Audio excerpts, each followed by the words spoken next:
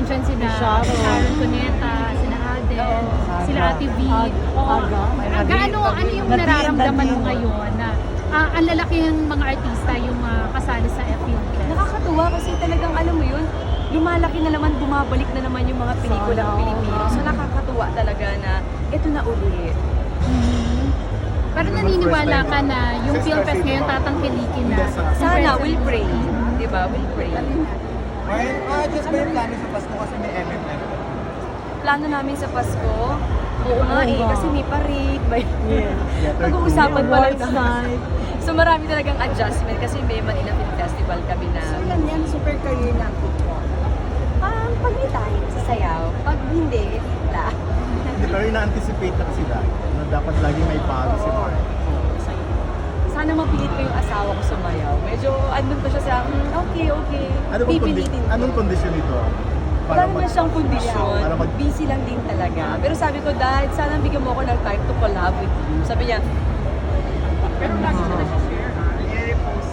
So tentative yung sagot. Malay niyo naman umuon yung asawa ko. Magaling naman siya magsaya. Oo naman. Oo naman. Yun naman talagang original dancer. Ako backup lang. Yan, magkakasama uli kayo ni Gabi, di ba, sa series. Manonood ka rin ba ng concert? Magkakasama. Ngayon lang kami natuloy magkasama. okay. Sa first Yaya, di ba dapat?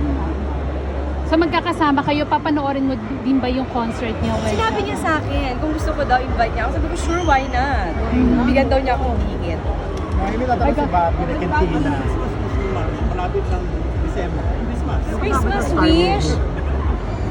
Ang dami kong gusto, pero ang hirap isa-isahin. Siguro ano lang, ang pinaka-priority ko talaga is yung family ko. Buo kami na masaya at alam mo yung ligtas sa kahit anumang karamdaman. Yun na yung priority ko. Maging safe sila palagi. May tanong daw si Dali Ann. Oo.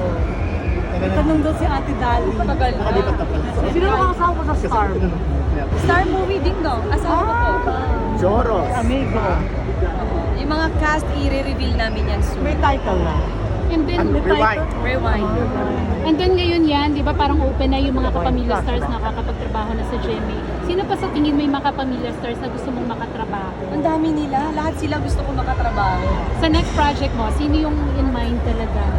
Sino sa tingin mo? Pinalik ko, sinong gusto nyo? John Akala mo Lloyd? naman ang dabi kong time, di ba? Si John Lloyd Wala ba, na time, asawa ko na muna.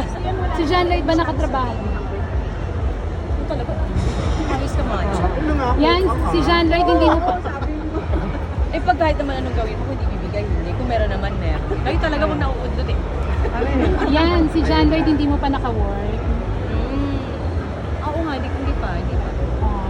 So open ka na mag-work. Kahit sino yan, okay ako. Basta tamang kwento, tamang project, at tamang time. Ano Pero story ngayon yung talaga Rewind? wala. May idea ka na about yung Rewind? Opo, nakapag-press ko na po kami doon. Can you tell us a bit about it?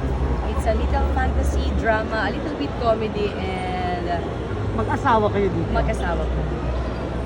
Sa mga actress naman, Maria, na magagaling ding umarte sa kabila, sino mga gusto mong makatrabaho? Kahit sino nga, hindi ako choosy. Hindi, pag pinapanood mo, parang gusto ko siyang Si Don Sermino. Wow, thank you. Yan, Johnny, sinagot na. Okay, so maraming salamat sa Solve You. So wala kang ina-idolize na parang... Well, lahat naman kasi may kanya-kanyang characteristic and ano naman talaga ang lahat ng mga artista. But you know, ang hirap mag-pinpoint ng isang artista na hindi mo alam yung tamang project. So pag may project ka dumasipin, ay, mas bagay ito. Ay, ito yung gusto ko. Thank you very much. Last na lang yan. Ay, last na lang, may balita ka kay Chris Aquino, nagkakausap kayo. Minsan nagkaka-text kami dalawa. Tinitext ko. Oo. So anong kumusta naman daw si Chris? Huwag na lang i-private talaga. So in private lang ang usapan. Okay.